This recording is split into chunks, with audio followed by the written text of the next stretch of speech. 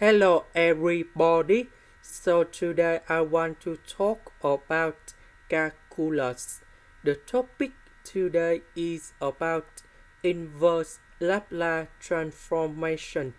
So now I want to show you how to answer. About negative AH, we can put into number 2 multiplied by 4h.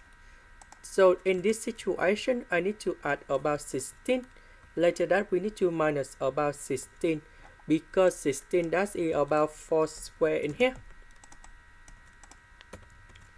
So this one we can transform into h minus number 4 to the power of 2.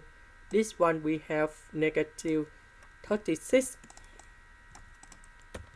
And number 36 we can put into 6 square.